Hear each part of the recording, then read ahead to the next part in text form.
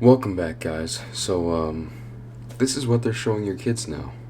A middle school in Florida is now offering the pornographic book, This Book is Gay, to students. This book talks about gay sex and encourages children to use sex apps. Now, I just want to go ahead and read through some of these things that are on the pages of the book, and obviously I'm gonna blur it, but you can see from this picture that it's a naked man who's standing there, and chapter 9 is the ins and outs of gay sex.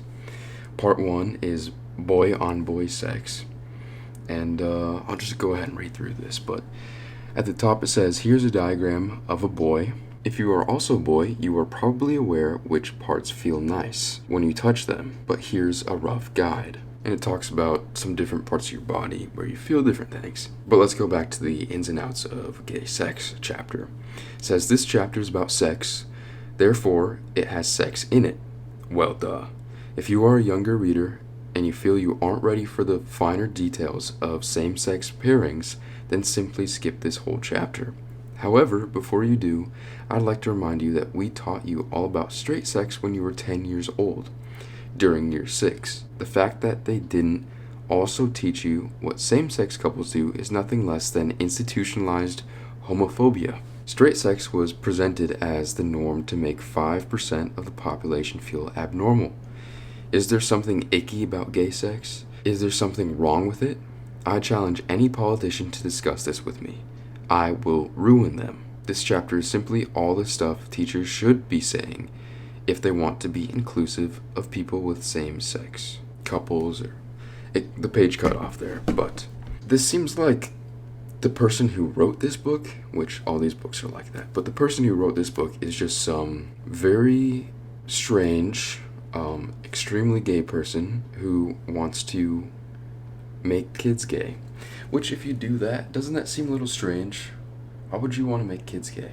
And I know that the term pedo is thrown around a lot when it comes to these things, but these people are clearly at least verging on the line of becoming that, and a lot of them are that. I mean, a lot of the drag queen story times and stuff, these are a lot of the same people, or they're the allies who want to make your kids gay and try to make them go on to sex apps, which we'll go to that now. It says how sex apps work. Number 1, upload a tiny pic of yourself to the app. Number 2, the app works out your location. Number 3, the app tells you who the nearest homosexuals are. Number 4, you then chat to them. Number 5, because they are near, it is easy to meet up with them. So, you think about 12-year-olds, middle school, or even 14-year-olds, 12 to 14-year-olds. They're kids, it doesn't matter, but they're learning about how to use sex apps to find the nearest homosexuals around them. I don't know if you've seen To Catch a Predator. I'm sure a lot of you guys have, but that's who it would be. The people on these sex apps are not going to be other kids, which would be bad enough, but they're going to be older people, and most likely too old. And I also want to make it clear that Florida is a red state, so obviously that means nothing. Then there's this picture, and it says, I recognize this doesn't sound very sexy, but this is the reality of butt sex, I'm afraid, and a little forethought will make your sex sexier. This is where dude-to-dude pairings can get tricky. At the end of the day, if you want to have anal sex, one of you is going to have to go on top and the other on the bottom. Gay men spend a lot of time talking about this. It's actually not a massive deal, as most guys are versatile and they will happily switch roles depending on mood, although there are guys who prefer to be strictly top or bottom. Is the top the man and the bottom the woman? It's sex. And this whole movement is inherently sexual. The whole let's put gay pride flags everywhere, it's about having sex with the same sex. That's what it's all about.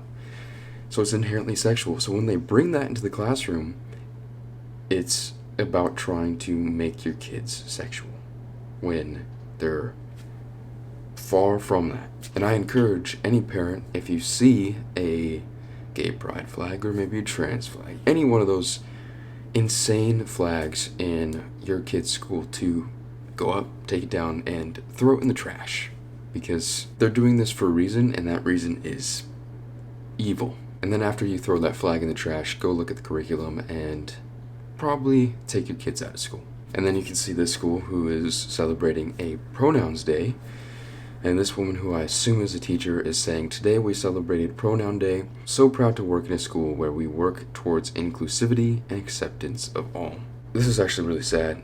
I want you to look at all of these girls, which they might get mad if you call them that, but look at all these girls' faces in the picture. The teacher on the left, I believe that's the only teacher on the left. But if you look at all the other students' faces, all these girls' faces, they look sad. They look depressed. They look like they're not actually happy with their lives. Which I believe it came out the other day that 60% of all girls in the US have some sort of feeling of hopelessness, of emptiness, despair, depression. And if you think about it, when there's movements like this, then that say everything you know is wrong, you don't even understand yourself. You have no idea of who you are, what you are, and you could be anything, any day. You're constantly changing. You are not what you think you are. Nobody understands you. Your parents are against you if they don't believe in this. So don't listen to them. Don't talk to them. They're insane. This is what they use and to try to indoctrinate your kids. And it turns into these girls believing all of these crazy things and eventually hating themselves. Then there's this board in a New Jersey school, which is just LGBTQ plus board, and it has the gay pride flag, the asexual flag, bisexual flag, genderqueer flag, intersex flag, lesbian flag, pansexual flag, non-binary flag. What flag is that?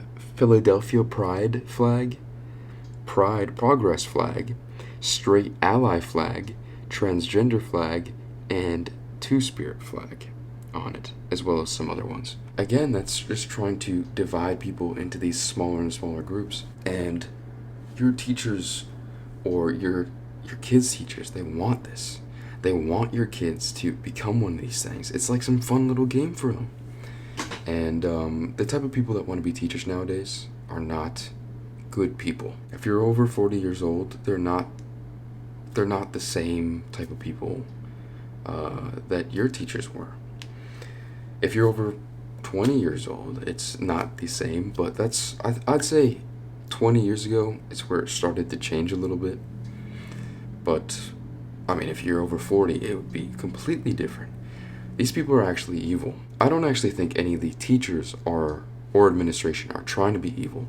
They think they're doing the right thing. They think they're doing good, but it's so evil they don't even understand, and they can never imagine how evil it actually is. But anyway, guys, this is just some more of the LGBTQ indoctrination in schools, which some people may call it homophobic to go against this. That's completely fine, because if you think that teaching kids about how to have gay sex and go on sex apps to find more homosexuals in their area is a good thing, then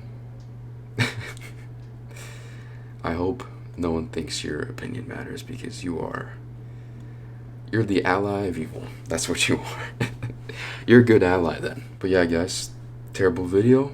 Well, I hope it was a good video, but terrible topic. But yeah, I hope you guys have a great day. Please share this video so more people can see this. More people will wake up and understand what's going on within their schools or their kids' schools, so that we can make sure we stop allowing kids to be indoctrinated.